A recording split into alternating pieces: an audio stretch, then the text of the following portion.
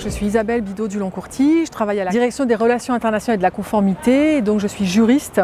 au pôle réglementation de la CNAV. Moi je suis François-Julien Degast, je suis donc également à la direction des relations internationales et je suis responsable du pôle relations avec les assurés de l'étranger.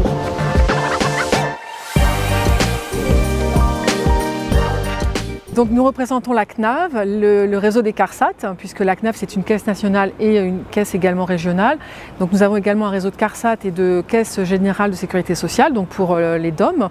Et donc nous gérons l'assurance retraite du régime général, des travailleurs salariés et des anciens travailleurs indépendants qui ont été rattachés donc au régime général depuis janvier 2020 et donc principalement les commerçants, les artisans, les micro-entrepreneurs. Donc nous procédons à l'examen de la demande de retraite et donc nous intervenons pour les personnes qui ont une activité à l'étranger puisque en fait nous allons entrer en contact avec l'organisme étranger pour récupérer les validations étrangères lorsque cette personne a travaillé dans un État avec lequel la France a signé une convention bilatérale de sécurité sociale ou au sein de l'Union européenne, Norvège, Suisse, Liechtenstein, également le Royaume-Uni, donc avec lesquels nous sommes donc en accord de sécurité sociale.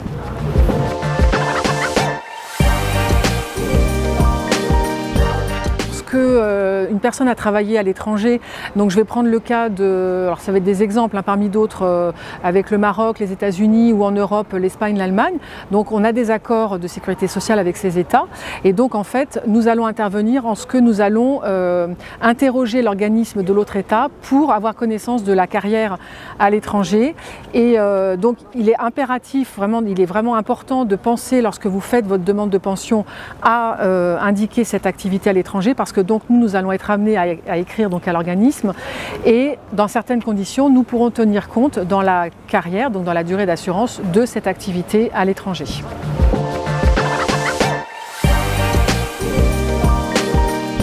Les événements sont régulièrement organisés donc à destination des personnes ayant travaillé en France et à l'étranger. Et comme par exemple, nous avons organisé le 13 septembre un chat sur les conséquences de l'expatriation avec une présentation générale et des questions-réponses. En novembre, nous avons fait un webinaire avec le Japon. Et nous en organisons d'autres avec d'autres organismes également à destination des personnes qui sont dans les pays. Également, nous avons organisé des webinaires avec Singapour, puisqu'il y a beaucoup d'actifs qui partent à Singapour. Il y a eu la Roumanie. Donc voilà, nous essayons d'aider et d'informer autant que possible.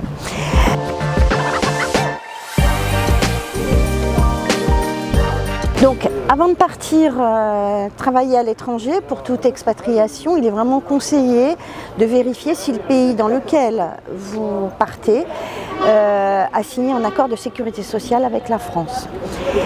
Si ce n'est pas le cas, nous vous conseillons de vous rapprocher de la Caisse des Français de l'étranger qui vous permettra éventuellement et qui vous renseignera sur la possibilité d'une adhésion volontaire lorsque ce n'est pas le cas dans le pays où vous allez et de continuer à cotiser pour votre retraite. Il faut nous communiquer absolument vos nouvelles coordonnées, notamment votre nouvelle adresse et si vous voulez éventuellement changer de coordonnées bancaires, il faut nous les transmettre de façon à ce qu'on puisse continuer à vous payer votre retraite sur ce compte. Il faut savoir, et c'est très important, et là j'insiste sur ce fait, que pour nous permettre de payer votre retraite, il faudra une fois par an nous fournir ce qu'on appelle une attestation d'existence ou un certificat de vie qui sera à faire compléter par les autorités locales qui sont indiquées sur notre carte interactive sur le site de l'assurance-retraite.fr. Il suffit de cliquer sur le pays et il vous donne la liste des autorités compétentes et donc de le renvoyer dans les délais impartis de façon à ce que votre retraite ne soit pas suspendue.